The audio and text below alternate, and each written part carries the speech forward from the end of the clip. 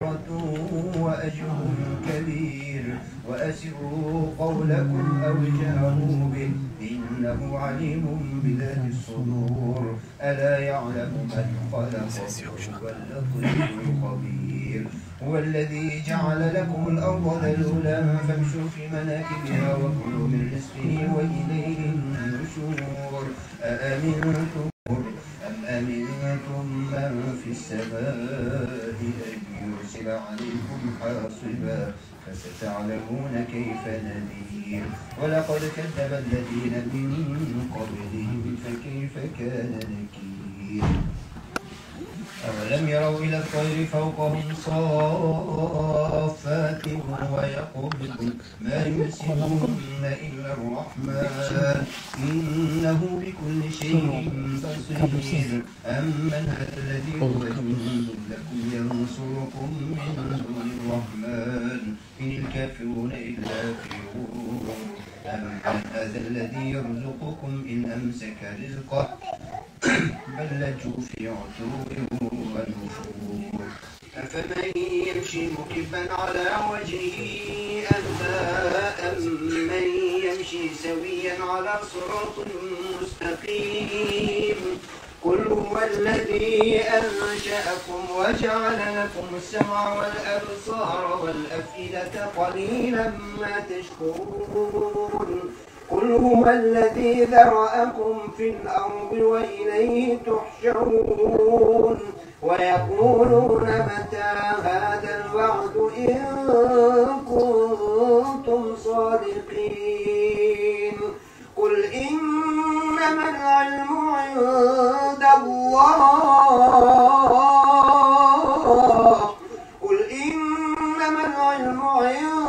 الله وإنما أنا نذير مبين فلما رأوه زلفة سيئت وجوه الذين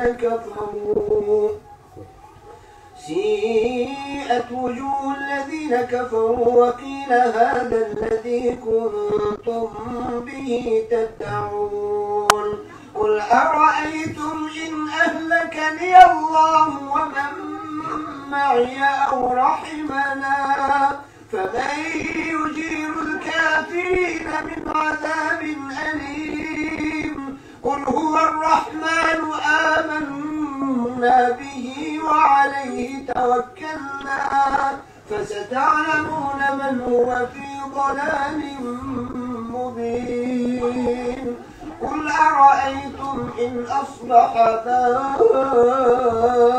ماؤكم غورا فمن يأتيكم بماء معين الله تعالى ربنا ورب العالمين بسم الله الرحمن الرحيم قل هو الله أحد الله الصمد لم يلد ولم يولد ولم يكن له كفوا أحد الله أكبر بسم الله الرحمن الرحيم قل هو الله أحد الله الصمد لم يلد ولم يولد الرحمن الرحيم قل هو الله أحد الله الصمد لم يلد ولم يولد ولم يكن له كفوا أحد الله أكبر بسم الله الرحمن الرحيم قل أعوذ برب الفلق من شر ما خلق ومن شر غاسق إذا وقب ومن شر النفاثات في العقد ومن شر حاسد إذا حسد الله أكبر بسم الله الرحمن الرحيم قل أعوذ برب الناس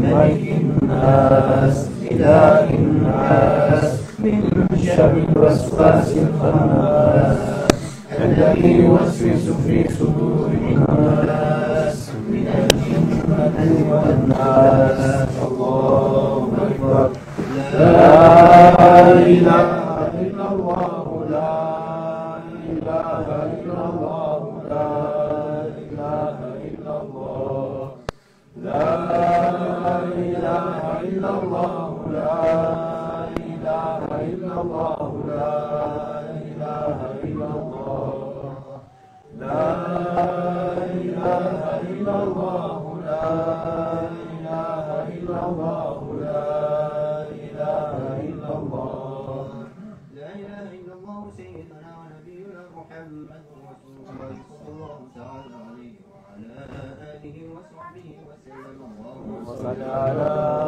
محمد وعلى آل محمد وسلم اللهم صل على محمد وعلى آل محمد وسلم اللهم صل على محمد وعلى آل محمد وسلم اللهم صل على محمد وعلى آل محمد وسلم اللهم صل على محمد وعلى آل محمد وسلم اللهم صل على محمد وعلى آل محمد وسلم اللهم صل على محمد وعلى آل محمد وسلم اللهم صل على محمد وعلى آل محمد وسلم اللهم صل على محمد وعلى آل محمد وسلم اللهم صل على محمد وعلى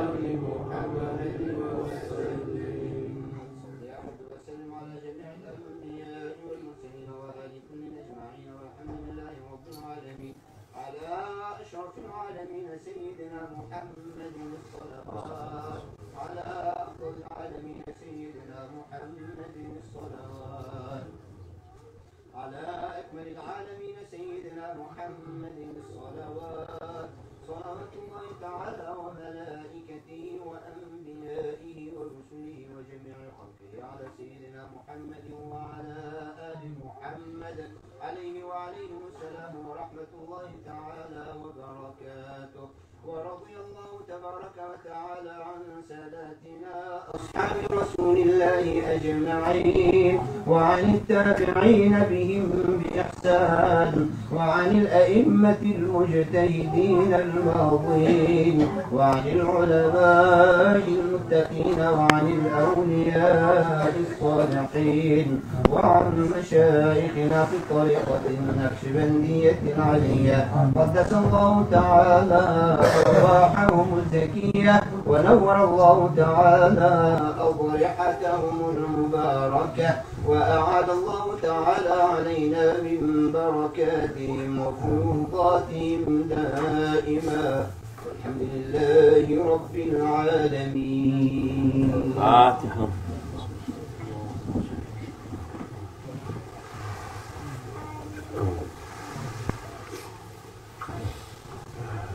فاتحة.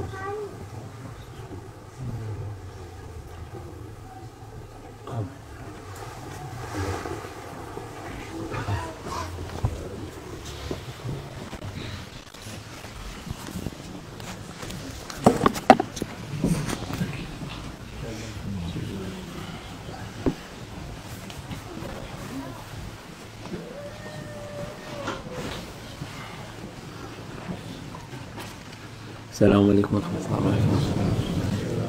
أعوذ بالله من الشيطان الرجيم. بسم الله الرحمن الرحيم والصلاة والسلام على رسولنا محمد سيد الأولين والآخرين يا رسول الله. قال رسول الله صلى الله عليه وسلم: لو أقسمت لبررت إن أحب عباد الله إلا الله الرعاة الشمس والقمر أنهم لا يعرفون يوم القيامة بطول أعناقهم. Peygamber sallallahu aleyhi ve sellem buyuruyor ki, yeminle söyleyebilirim ki Allah'ın kullarından kendisi için en sevimli olanlar daima güneşi ve ayı namaz vakitleri için gözetleyenlerdir. Kıyamet gününde onlar uzun boyunlar ile bilinirler. Yani bu müezzinler vakitleri bekleyip güneşe bakıp aya bakıp ne zaman olduğu vakit olunca ezan okuyup da onlar Allah katında en sevilen insanlardır. Kâle Resulullah sallallahu aleyhi ve sellem: "La yu'addin lekum khiyârukum ve li ummikum kurâukum." Peygamber sallallahu aleyhi ve sellem buyuruyor ki, size en hayırlılarınız ezan okusun. Yani o ezan okuyan seçilmiş iyi insan olsun diyor. Ve güzel Kur'an okuyanınız imamlık yapsın. Kur'an'ı daha iyi bilen o imamınız olsun diyor Peygamber sallallahu aleyhi ve sellem. Kâle Resulullah sallallahu aleyhi ve sellem men edrake ezan fil mescid thumma kharaca lem yahruc li hacetihi ve huve la yuridu raca'a fehu münafikun.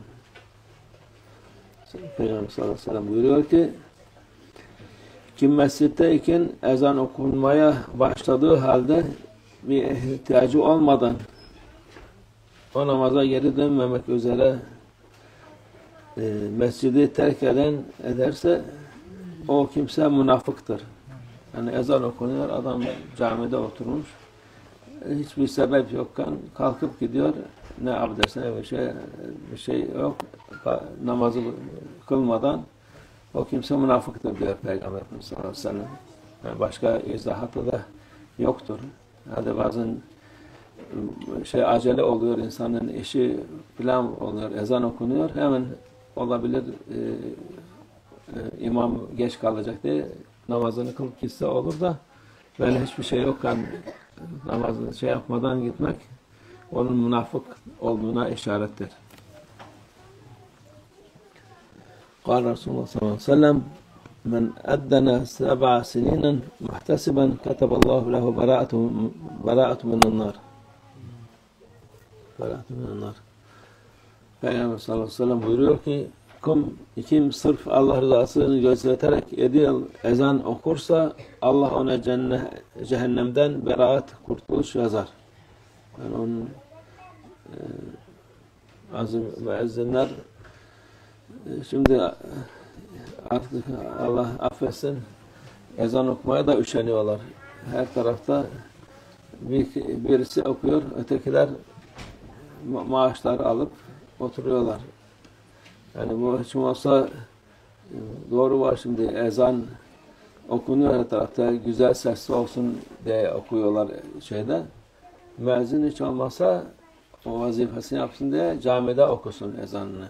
Yani bu Allah'ın rızasına kazanmış olur. Hem cehennemden kurtulmuş ve olmuş olur. Yani Peygamber Efendimiz'in mübarek sözüdür. قال رسول الله صلى الله عليه وسلم من أذن 12 سنة وجبت له الجنة وكتب له بتأذينه في كل يوم 60 حسنة وبإقامته 30 حسنة. Peygamber sallallahu aleyhi ve sellem buyuruyor ki kim 12 yıl ezan okursa cennet ona vacip olur. Yani cennete muhakkak girer o insan. Onunla beraber her gün ona ezan okuması sebebiyle 60 sevap yazılır. Yani o ezan okudu diye bir de cennette 60 sevap yazılır. Bir de her ikamet için de 30 sevap yazılır.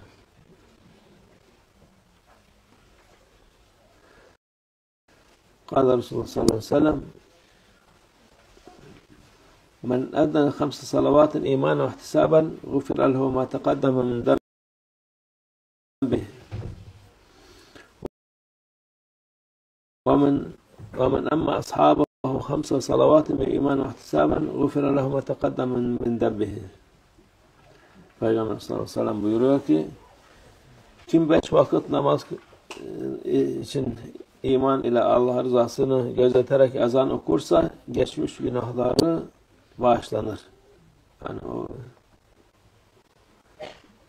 o da daha maşallah ezanın faziletleri o 5 vakit ezan okununca bütün geçmiş günahları bağışlar Allah azze ve celle.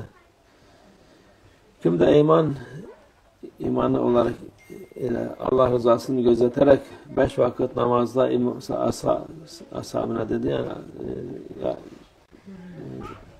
beraber cemaata imamlık ederse yine geçmiş günahları bağışlanır. Yani ne kadar geçmiş günahlar varsa bağışlanır. Zaten daha sonra olacak günahlar da yani kıldıkça bağışlanır Allah'ın izniyle. قال رسول الله صلى الله عليه وسلم men adana seneten la yatlub aleyhi ecran du'a yevmil kıyameti vakaf ala babil cennet fekile lehu şfa'a limen şi'te.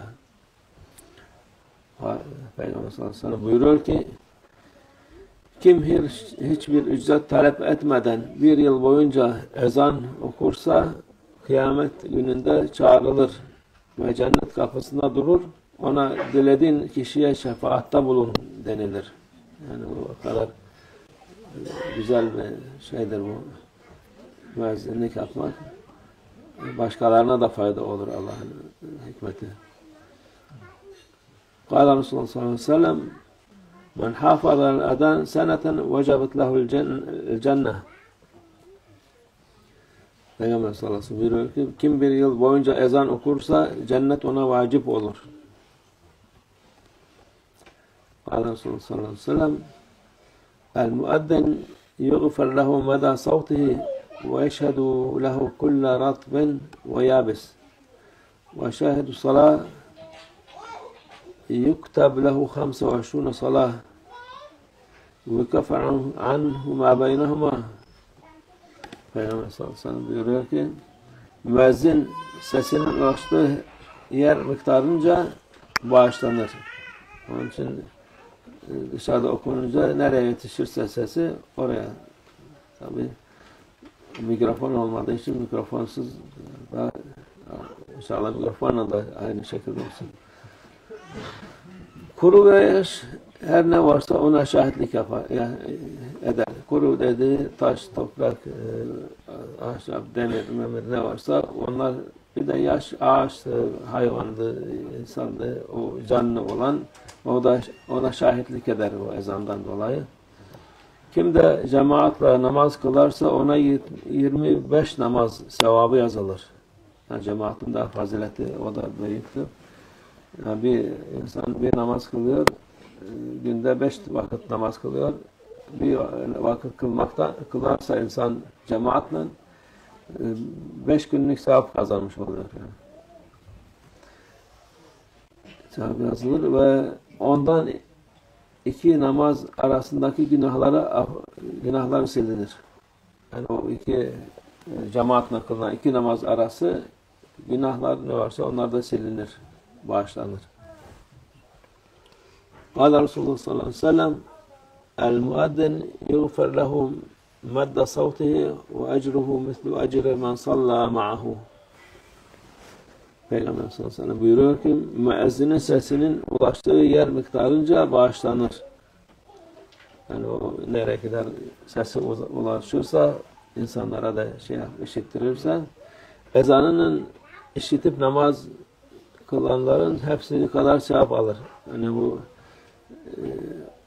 nereye gidiyor sesi insan ezan okunuyor. Ezanı duyduk. O duyan insanın ecrini de müezzin alır. Ona da eksik olmaz o insanın ecri.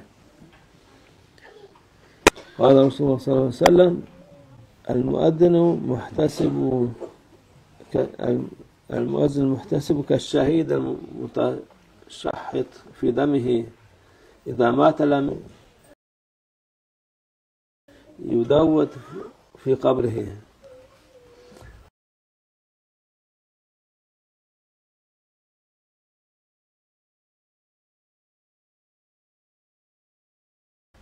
Peygamber sallallahu aleyhi ve sellem buyuruyor ki sadece Allah rızasını gözeterek müezzinlik eden kişinin ecri kanı üzerinden sürünen şehit ecri gibidir. Böylesi biri öldüğü zaman mezarında kurtlanmaz.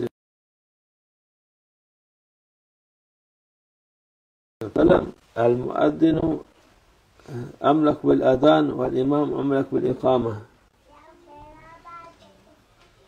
Peygamber sallallahu aleyhi ve sellem buyuruyor ki müezzin ezan vaktini iyi bilendir. İmam da kâmet vaktini iyi bilendir. Kâle Resulullah sallallahu aleyhi ve sellem el-muaddinun atval nas anakan yevmel kıyame. Peygamber sallallahu aleyhi ve sellem buyuruyor ki müezzinler kıyamet gününde insanın en uzun boyunlarıdır. boyunları yani en uzun olan onlardır. Boyun uzun olunca daha kıymetli olmuş oluyor. Onu daha kıymetli şey yapıyor. Kâle Resulullah sallallahu aleyhi ve sellem el-muadzinun emanâ'ul muslimin ala fıtrihim ve suhurihim. Peygamber sallallahu aleyhi ve sellem diyor ki müezzinler Müslümanların namazlarında ve sahurlarında onları vakit bildirmek açısından emindirler. Emaneti gözetenlerdir yani. Çünkü insanlar iftar edeceği vakit tam vaktinde iftar etmesi lazım. Önceden ederse bütün oruç gitmiş olur. Sahur da aynı şekilde geç sahur ezan okursa o da vakitte sahurlarda şey olmuş olur. Oruçlarını zedelemiş olur. Kâle Resulullah sallallahu aleyhi ve sellem el-muadzinun emnâ'ul müslimîn ala salâtihim ve hâcetihim. Peygamber sallallahu aleyhi ve sellem buyuruyor ki müezzinler Müslümanların namazlarında ve ihtiyaçlarında onları vakti bildirmek açısından emindirler. Yani onlar emanettir vakitler. İnsanlar sırf namaz bakımından da madde insan öğlen mi oldu, akşam mı oldu, ne oldu de bilmez. Ezandan dolayı bilir. Şimdi öğlen okundu, öğlen vakti tamam. İkindin oldu, akşama yaklaştık, akşam oldu, yatsı oldu falan. Onlara da hani sırf namazdan madde insanlar da istifade eder. Allah'a şükür Müslüman ülkede olunca her tarafta ezan sesini duyuyorsun. Ama yani küfür memleketinde olunca dışarıda duymuyoruz Allah'a şükür. Ama Allah'a şükür dergahlarımız, camilerimiz onların içinde olduğumuz için fazla fark etmiyor ama Müslüman muhitte olmayan, tek başına yaşayan Müslümanlar için çok hoş olmuyor yani. Kâle Resulullah sallallahu aleyhi ve sellem la tusavvibna fi şey min as-salâ illa fi salâtil fecr. Peygamber sallallahu aleyhi ve sellem buyuruyor ki sabah ezanından başka hiçbir namazın ezanında tesvip yapma. Namaz uykudan hayırlıdır deme. Bu sabah namazında yapmayınca as-salatu hayrun min-nevm. Bu sabah namazındadır. Çünkü o vakit namaz uykudan daha hayırlıdır diye Peygamber Efendimiz sallallahu aleyhi ve sellem böyle yapıyordu. Bu namazdan sonra salatu selam getirmek sünnettir. Yani emirdir ama bu yeni çıkan selefi ne derler reformistler onlar hepsini kaldırdılar. Bir gün bu hadise oldu. Onda burada yapalım. Şeyh Baba'nın hatırası olarak Londra'da ilk aldığı camideydi o. Yahudilerin havrasıydı. Onu camiye çevirmişti. Orada müezzin vardı. Şeyden sonra ezandan sonra salat selam getir. Başladı es-salatu hayrun mine'n-nevm dedi. Ay mübarek biz bunu demedik. Yani böyle artık insanlar onun için yani bu salat hayrun mine'n-nevm demek şeyindir. Sabah namazına burada da işaret var ki başkaları başka tayfalar, başka mezhepler, 4 mezhepten hariç olanlar bir şeyler katıyorlar ezanın üstünde. Onlar da caiz değildir. Onları söylemeye gerek yok. Onun için Allah'tan bizde burada yok. Kimse de duymamış onları. Kâle Resulullah sallallahu aleyhi ve sellem la yu'eddin illa mutavaddi. Peygamber sallallahu aleyhi ve sellem diyor ki bu da çok mühimdir. Ezan ancak abdestli bir şekilde okunur. Abdestsiz okumak yani olur da mekruh yani olmaz. Yani çünkü bu mühim şeydir. O kadar kıymetli bir şey müezzinlik. O kalkıp da abdestsiz okumak güzel olmaz. Sadaka Resulullah fîmâ kâle. زيادة إلى شرف النبي صلى الله عليه وسلم وأصحابه الكرام، وإلى أرواح جميع الأنبياء والمرسلين القدماء شرعين، وإلى أرواح الأمة الأربعة، وإلى أرواح مشايخنا في طريقة النقشبندية التعلية، خاصة إمام طريقة وغوث الخليفة الخواجة بهاء الدين محمد ويسير البخاري سيدنا عبد الخالق الجواني مولانا شيخ شرف الله الثاني، مولانا شيخ عبد الله فاز وسلم، مولانا شيخ محمد ناظم وعبد الحقاني، وسائر ساداتنا المستضيفون، ومن نحن حضرتهم وحضورهم سيدنا حسين حفاظ حسين أبو أفندي والخلقاء سيدنا أحمد البدوي مصطفى جملة من جيش مشرف راشد شهيد شهداء راشد الله تعالى. الفاتحة.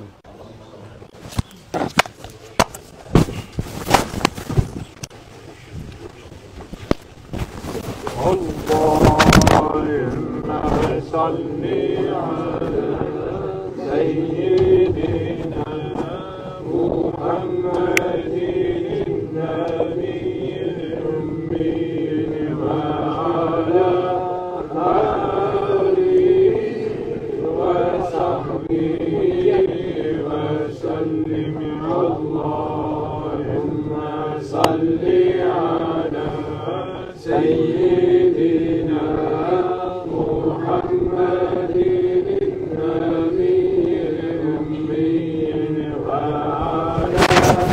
آله وصحبه وسلم. اللهم صل على سيدنا محمد النبي الأمي وعلى آله وصحبه وسلم. اللهم صل على سيدنا محمد النبي الأمي وعلى آله وصحبه وسلم. اللهم صل على سيدنا محمد النبي الأمي وعلى آله وصحبه وسلم. اللهم صل على سيدنا محمد النبي الأمي وعلى آله وصحبه وسلم. الله أكبر الله أكبر لا إله إلا الله والله أكبر.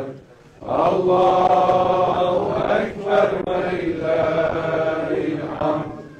الله أكبر الله أكبر لا إله إلا الله والله أكبر. الله أكبر ولله الحمد. ربنا تقبل منا واعف عنا واغفرنا وارحمنا واهدنا واصلنا واصلح شأننا وشأن المسلمين وانصرنا على القوم الكافرين وانصر سلطاننا سلطان المسلمين سيدنا المهدي عليه السلام أظهره الله آجله الله أدرك الله إلى شرف النبي صلى الله عليه وسلم وأصحابه الكرام وإلى أرواح مشايخنا آبائنا أمهاتنا خاصة إلى روح مولانا شيخ محمد ناظم هذا الحقاني وسائر ساداتنا الصديقين الله تعالى. الفاتحة. Ya ön tarafa yüklenmeyelim. Sen sadece asadan tutalım. من الشيطان الرجيم. بسم الله الرحمن الرحيم.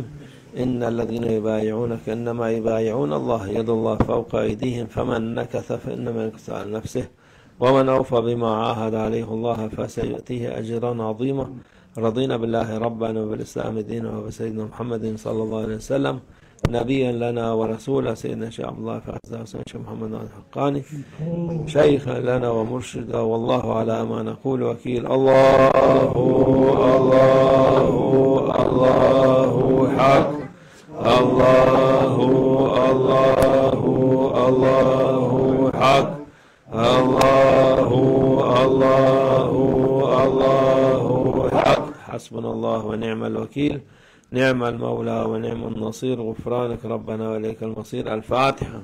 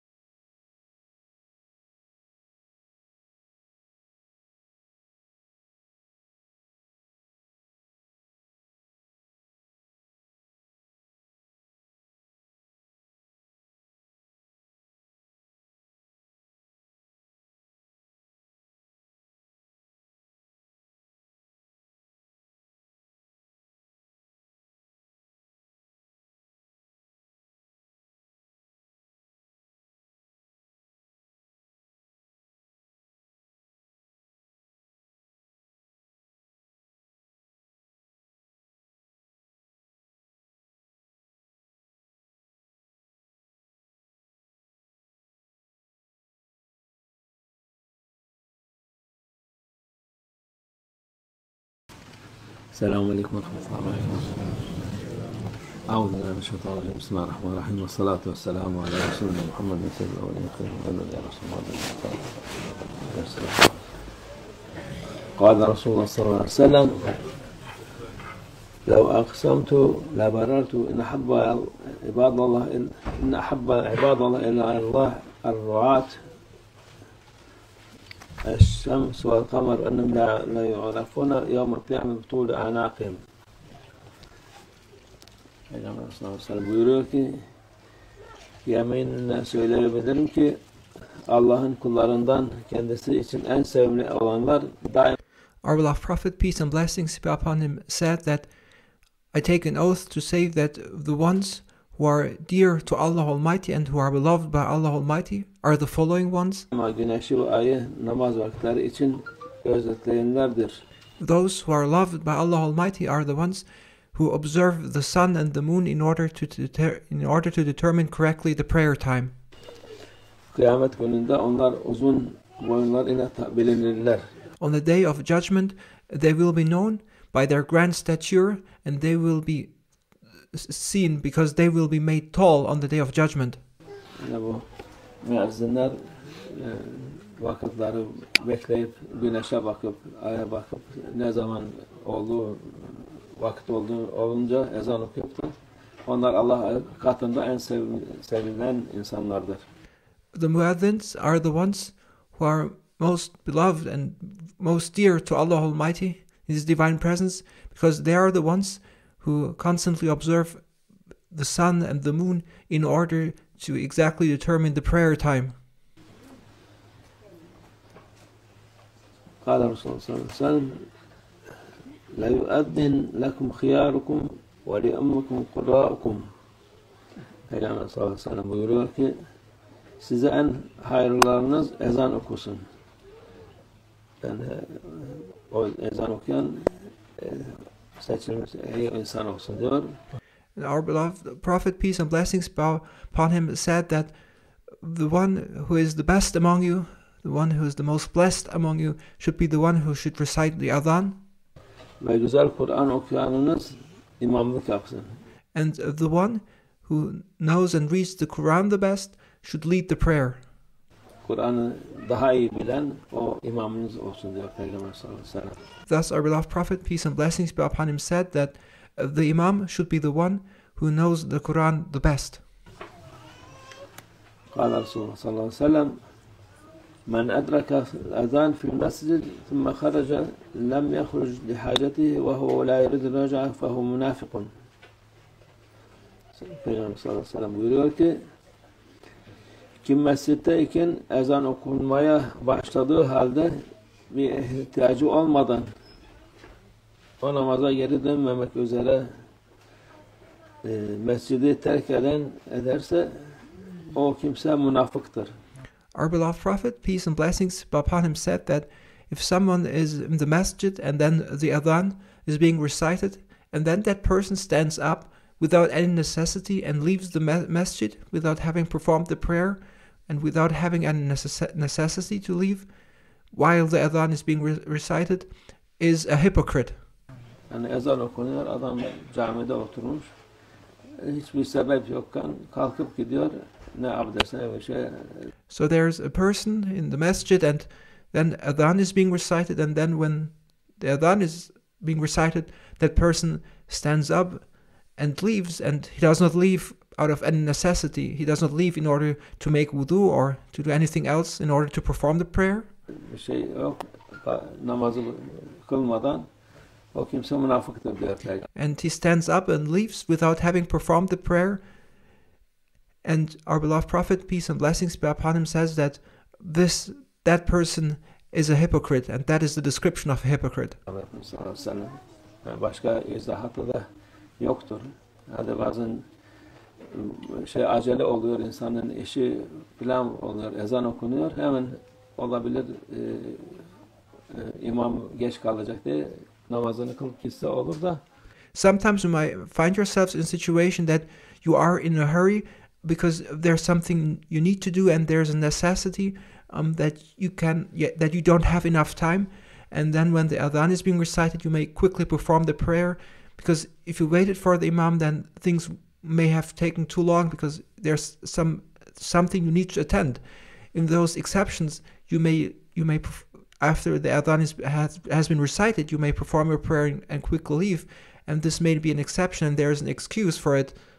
Böyle hiçbir şey yokken namazını yapmadan gitmek onun münafık olduğuna işarettir.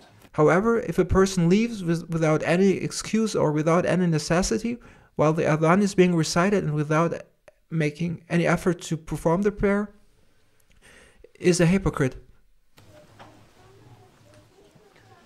قال رسول الله صلى الله عليه وسلم من أذن 7 سنين محتسبا كتب الله له براءة من النار. Peygamber sallallahu aleyhi ve sellem buyuruyor ki kim sırf Allah rızasını gözeterek 7 yıl ezan okursa, Our beloved Prophet, peace and blessings be upon him, says that whoever, for the sake of obtaining Allah Almighty's satisfaction, recites the adhan for 7 years, Allah ona cehennemden beraat, kurtuluş yazar. That person will receive his redemption from hellfire. Yani onun azim ve ezzinler şimdi artık Allah affetsin ezan okumaya da üşeniyorlar. And this is the reward of being the muaddin and calling for prayer without wanting anything in return except the pleasure of Allah Almighty. But unfortunately, when we look at the muaddins today, they're even too lazy to recite the adhan. Her tarafta birisi okuyor, ötekiler maaşlar alıp oturuyorlar. Instead of the adhan being recited in every masjid and every mosque, the adhan is being broadcasted centrally, and all the other muaddins, they do not recite the adhan in those distinct places. All they do is get their wages. Yani bu hiç olmazsa doğru var, şimdi ezan okunuyor her tarafta, güzel sesli olsun diye okuyorlar şeyde. Of course, there's a reason why they centrally broadcast the adhan.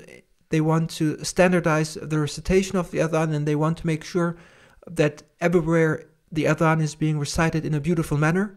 Müezzin hiç olmazsa o vazifesini yapsın diye camide okusun ezanını. Nevertheless, the muaddin should be in the mosque, and when the prayer time comes, should, in addition to the broadcast of the adhan, also recite the adhan in that place in order to fulfill his duty as the muaddin.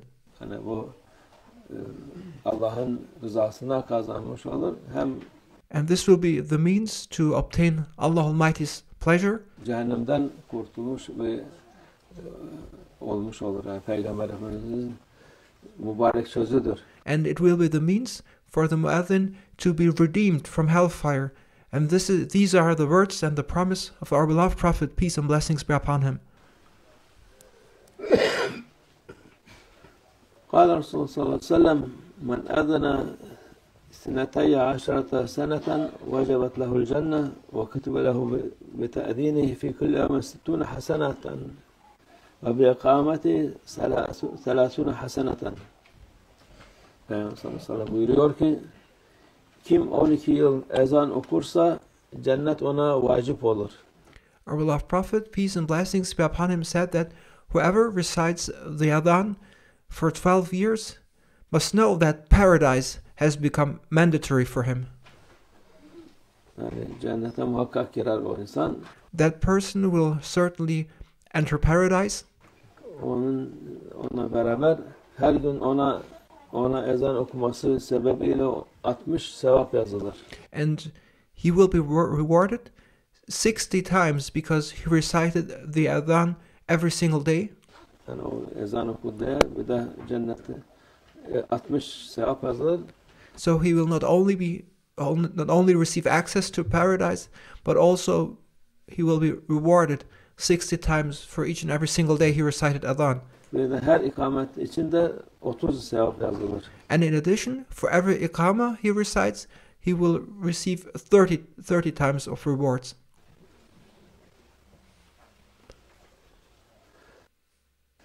قال رسول الله صلى الله عليه وسلم من أذن 5 صلوات إيمانا واحتسابا غفر له ما تقدم من ذنبه ومن أما أصحابه 5 صلوات بإيمان واحتسابا غفر له ما تقدم من ذنبه. Peygamber sallallahu aleyhi ve sellem buyuruyor ki kim 5 vakit namaz için iman ile Allah rızasını gözeterek ezan okursa, Our beloved Prophet, peace and blessings be upon him, said that whoever with faith and for the sake of Allah Almighty and in order to obtain Allah Almighty's pleasure recites the adhan 5 times a day geçmiş günahları bağışlanır. must know that his past sins will be forgiven. Yani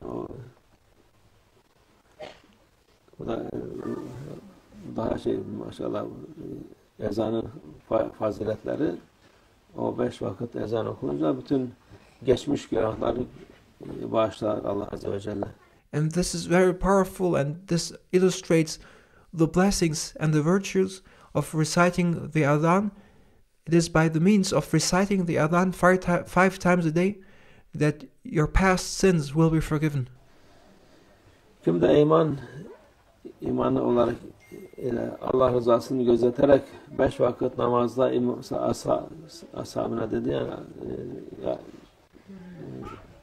beraber cemaata imamlık ederse yine geçmiş günahları bağışlanır. And our beloved Prophet, peace and blessings be upon him, says that who with faith and for the sake of Allah Almighty, in order to obtain Allah Almighty's pleasure, leads the prayer as imam to his community, must know that his past sins will also be forgiven. Yani ne kadar geçmiş günahlar varsa bağışlanır. Whatever past sins there may be, they will be forgiven. Zaten daha sonra olacak günahlar da yani kıldıkça bağışlanır. And as we perform prayer, our sins will be forgiven, and even sins we commit in the future will be the past when the next prayer time comes and we perform our prayer. قال رسول الله صلى الله عليه وسلم من أذن سنة لا يطلب عليه أجرا دعي يوم القيامة وقف على باب الجنة فقيل له اشفع لما شئت. Peygamber sallallahu aleyhi ve sellem buyuruyor ki kim hiçbir ücret talep etmeden 1 yıl boyunca ezan okursa, Our beloved Prophet, peace and blessings be upon him, says, whoever recites the adhan without asking anything in return and without asking for any recompensation for a year kıyamet gününde çağrılır will be called on the day of judgment. ve cennet kapısında durur. He will be called to paradise, and then he will stand in front of the gates of paradise, Ona dilediğin kişiye şefaatta bulun denilir. and then he will be told, now you have the permission to intercede for whomever you like. Yani o kadar güzel bir şeydir bu müezzinlik yapmak. To be the muazzin and to fulfill one's duty as a muazzin is such a blessing that Allah Almighty grants you even the right to intercede on one's behalf. Başkalarına da fayda olur Allah'ın hikmeti. So to be a muazzin is a blessing not only for oneself but also for others. قال رسول الله صلى الله عليه وسلم من حافظ على الأذان سنة وجبت له الجنة. Peygamber sallallahu aleyhi ve sellem buyuruyor ki kim 1 yıl boyunca ezan okursa cennet ona vacip olur. Our beloved Prophet, peace and blessings be upon him, said that whoever recites the adhan for a year must know that paradise will have become mandatory for him. قال رسول الله صلى الله عليه وسلم المؤذن يغفر له مدى صوته ويشهد له كل رطب ويابس وشاهد الصلاة يكتب له 25 صلاة ويكفر عنه ما بينهما. Peygamber sallallahu aleyhi ve sellem buyuruyor ki müezzin sesinin ulaştığı yer miktarınca bağışlanır.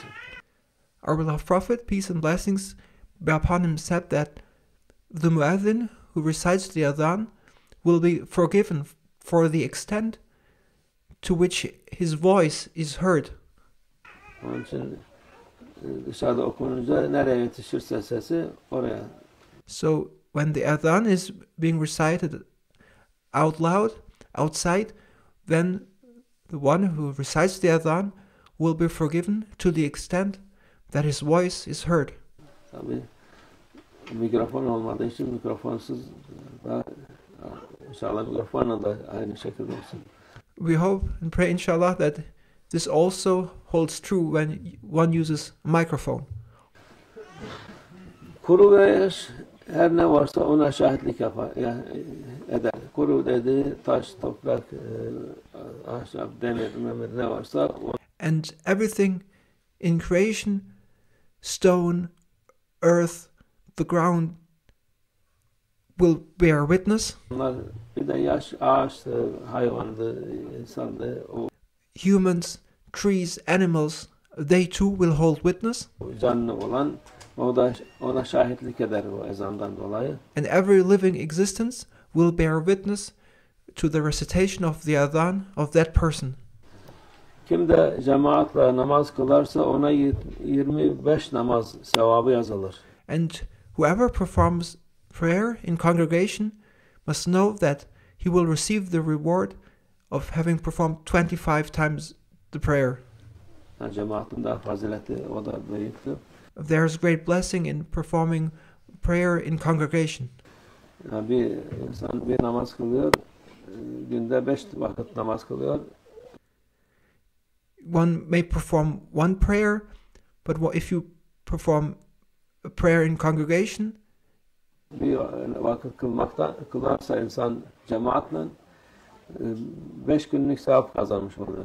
but if you perform prayer in congregation, a single prayer will be the rewards of five times prayer for five days. Sevap yazılır ve ondan 2 namaz arasındaki günahları silinir. Yani o iki cemaatle kılınan 2 namaz arası günahlar ne varsa onlar da silinir. And when you perform prayer in congregation, and then you perform the next prayer in congregation too, Allah Almighty will forgive you the sins that may have occurred in between. Bağışlanır. Kâle Resulullah sallallahu aleyhi ve sellem el-muaddin yughfar lehu madda savtihi ve ecruhu mislu ecri men salla ma'ahu. Peygamber sallallahu aleyhi ve sellem buyuruyor ki müezzinin sesinin ulaştığı yer miktarınca bağışlanır. Our beloved Prophet, peace and blessings be upon him, says that the muezzin will be forgiven when he recites adhan to the extent that his voice is being heard. Yani o nereye kadar sesi ulaşırsa, insanlara da işittirirse, ezanının işitip namaz kılanların hepsini kadar sevap alır. Yani bu nereye gidiyor sesi, insan ezan okunuyor, ezanı duyduk, o duyan insanın ecrini de müezzin alır. So the muezzin will receive forgiveness and the blessings and the mercy of Allah Almighty to the extent his voice is being heard, and he will also partake in the rewards of those who follow his call to prayer and perform the prayer. Ona da eksik olmaz o insanın ecri. So the muezzin will also take share in the rewards of those who perform the prayer due to his calling to prayer. قال رسول الله صلى الله عليه وسلم المؤذن المحتسب كالشهيد المتشحط في دمه إذا مات لم يدوت في قبره.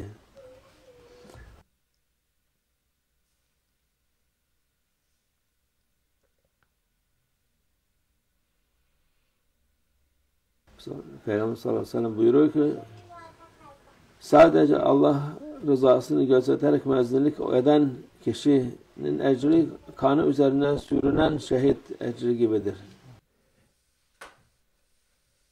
And our beloved Prophet, peace and blessings be upon him, says that the reward and the blessings of the muezzin who recites the adhan is as valuable as the martyr who has died, who has fallen as a martyr, and whose blood has been put on his face. Böylesi biri öldüğü zaman mezarında kurtlanmaz diyor. And he, when he is put into his grave, he will not be eaten up by worms. El-muaddinu emlek bil adhan vel imam emlek bil ikame. Peygamber sallallahu aleyhi ve sellem buyuruyor ki müezzin ezan vaktini iyi bilendir. İmam da kâmet vaktini iyi bilendir. Our beloved Prophet, peace and blessings be upon him, says that the mu'adhin is the one who has awareness of the exact prayer time, and the imam is the one who has the awareness of time for the time of iqamah. قال رسول الله صلى الله عليه وسلم المؤذنون أطول الناس أعناقا يوم القيامة. Peygamber sallallahu aleyhi ve sellem buyuruyor ki müezzinler kıyamet gününde insanın en uzun boyunlarıdır. Boyunları yani en uzun olan onlardır. Boyun uzun olunca daha heybetli olmuş oluyor. And our beloved Prophet, peace and blessings be upon him, said that on the day of judgment, the ones with the greatest stature, the highest stature, are the mu'adhins. They will be the tallest on the day of judgment. Daha kıymetli şarkı. قال رسول الله صلى الله عليه وسلم المؤذنون أمناء المسلمين على فطرهم وسحورهم. Peygamber sallallahu aleyhi ve sellem diyor ki müezzinler Müslümanların namazlarında ve sahurlarında onları vakit bildirmek açısından emindirler. Emaneti gözetenlerdir yani. And our beloved Prophet, peace and blessings be upon him, describes the adhan as trustworthy people who have been entrusted with declaring when the time for starting to fast is and when the time for breaking one's fast is, and therefore they carry a great responsibility and have been entrusted with this task. İnsanlar iftar edeceği vakit tam vaktinde iftar etmesi lazım. Because if you want to make iftar and break your fast, you need to break your fast not too early. It must be punctually. Önceden ederse bütün oruç gitmiş olur. Because if you break your fast before it is time for it, then your fasting will have been nullified. Sahur da aynı şekilde geç sahur ezan okursa o da vakitte sahurlarda olmuş olur. This also holds true for sahur time, because if you if you transgress the time of sahur and eat after the time of sahur, then you will have invalidated your fasting for that day. Oruçlarını zedelemiş olur. قال رسول الله صلى الله عليه وسلم المؤذنون أمناء المسلمين على صلاتهم وحاجتهم. Peygamber sallallahu aleyhi ve sellem buyuruyor ki müezzinler Müslümanların namazlarında ve ihtiyaçlarında onları vakti bildirmek açısından emindirler. Our beloved Prophet, peace and blessings be upon him, describes the muezzin as trustworthy people who carry the trust of informing the Muslims of when the right prayer time is. Yani onlar emanettir vakitler. And to inform the Muslims of the prayer time is a trust which has been entrusted to the muezzins. İnsanlar sırf namaz bakımından da madde insan öğlen mi oldu, akşam mı oldu, ne oldu de bilmez. Ezandan dolayı bilir. Şimdi because people are unaware of time. Is it now the time for Dhuhr prayer? Is it time for Asr prayer? And it is the call to prayer. It is the adhan that reminds people of the right prayer time. Öğlen okundu, öğlen vakti tamam. İkindin oldu, akşama yaklaştık, akşam oldu, yatsı oldu falan. Onu It is through the adhan for dhuhr that we know that it's dhuhr time. It's the adhan for asr that we know that's asr time. It's the adhan for maghrib prayer that we know it's maghrib time. So it is through the call of prayer that we know that is the right time for prayer. onlara da hani sırf namazdan vade insanlar da istifade eder. Allah'a şükür. And it is not only to the benefit of those who perform prayer, but it is through the call of prayer that people in general will know what time of the day it is. And even those who do not perform prayer, it is through the adhan they know during which time span of the day they find themselves in, whether it's noontime or afternoon or evening time.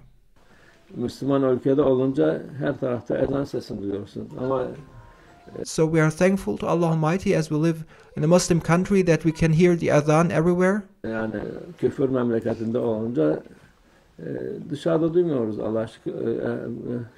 But if you live in places of disbelief, in countries where there is no Islam, then we do not hear the adhan there. Ama Allah'a şükür dergahlarımız, camilerimiz onların içinde olduğumuz için fazla fark etmiyor ama And we are thankful to Allah Almighty that even in those countries too, we have our dargahs and there are mosques, and when we are inside of them, we can hear the adhan 5 times a day. Müslüman muhitte olmayan, tek başına yaşayan Müslümanlar için çok hoş olmuyor yani.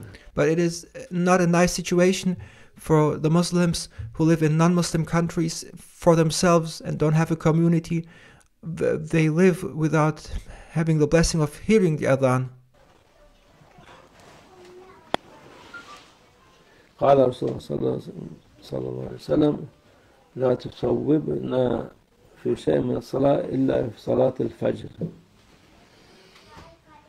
Peygamber sallallahu aleyhi ve sellem buyuruyor ki sabah ezanından başka hiçbir namazın ezanında tesbih yapma.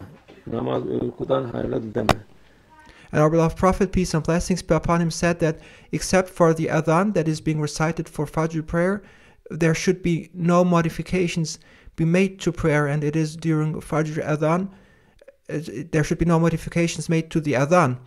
And it is during the adhan for Fajr prayer where it is being recited that prayer is more beneficial than sleeping.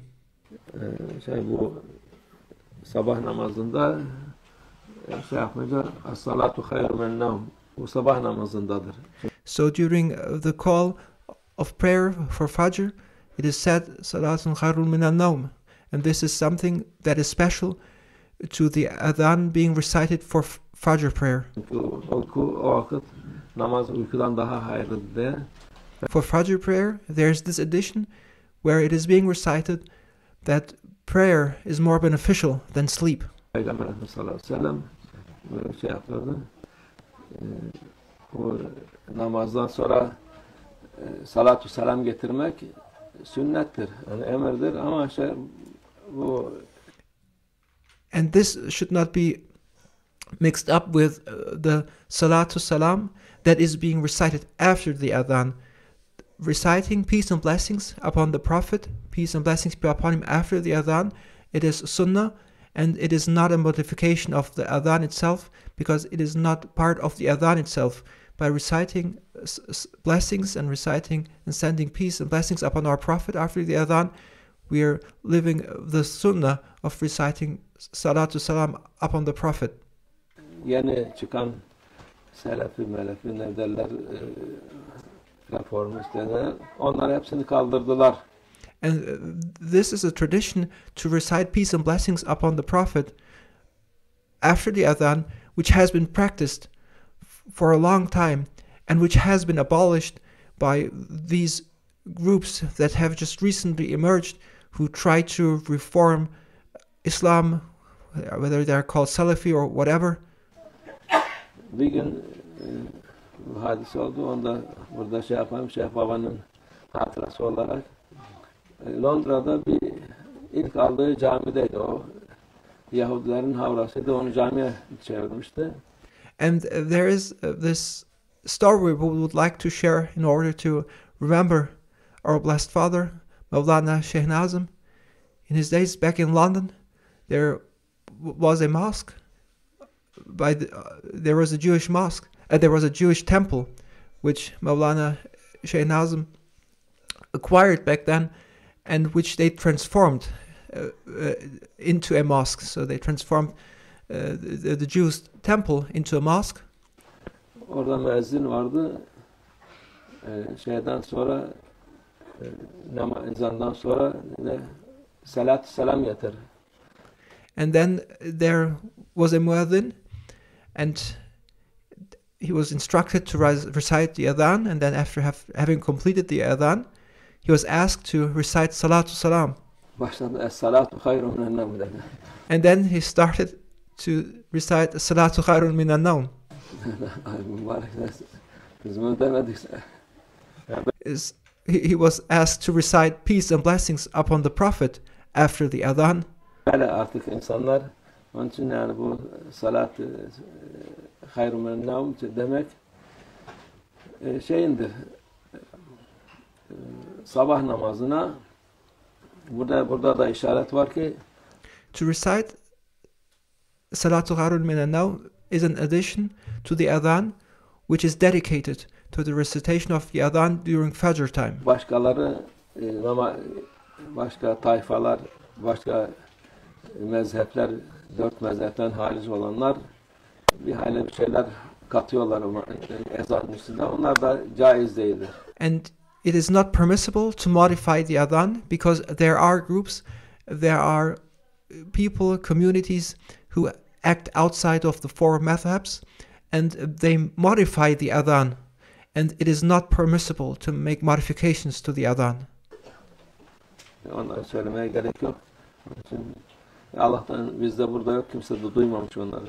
And we do not need to cite what they say when they recite the adhan, and we do not need to detail their modifications. People here, they don't know about it, and it is good they don't know about it, and we should not reiterate what they say. قال Resulullah sallallahu aleyhi ve sellem la yu'addin illa mutavaddi. Peygamber sallallahu aleyhi ve sellem diyor ki bu da çok mühimdir. Ezan ancak abdestli bir şekilde okunur. And our beloved Prophet, peace and blessings be upon him, says, and this is something very important too, is that the adhan may only be recited when one has wudu, in a state of having the ablution. Abdestsiz okumak olur da mekruh yani. One may in fact recite the adhan without having the ablution, but it is makruh. It is not a desirable state to recite, and not a desirable action to perform, to recite the adhan without wudu. Olmaz. Yani çünkü bu mühim şeydir. O kadar kıymetli bir şey müezzinlik. To be the muazzin, to recite the adhan, it is so valuable, and therefore it is a requirement to be in the state of purity with having performed ablution and wudu. O kalkıp da abdestsiz okumak güzel olmaz.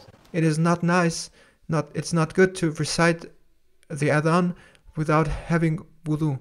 Sadaka Resulullah fîmâ kâle kâmâ kâle.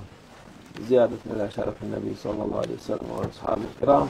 Ve arvah cemî'l enbiyâ ve murselîn kudamâ şerâ'in ve arvah ümmetil arba ve ilâ arvah meşâikina fi tarîkati Nakşibendiyyet aliyye khâssatan imâm tarîkati ve gavsul halîka Khâca Bahâuddîn Muhammed ve Veysîl Bukhari Seyyidina Abdülkadir el-Cevâni Mevlâ Şeyh Şeref Lillah Sânih Mevlâ Şeyh Abdullah Fâzda Hasan ve Şeyh Muhammed Nazım Muhammed'il Hakkâni ve sâir sâdâtina Müslümin ومن حفظته وحضورهم سيدنا حسين حفظ حسين أبو أفندي ورفقائه سيدنا أحمد مصطفى جملة من جيش مشارف راشد شهيد شهداء راشد الله تعالى الفاتحة.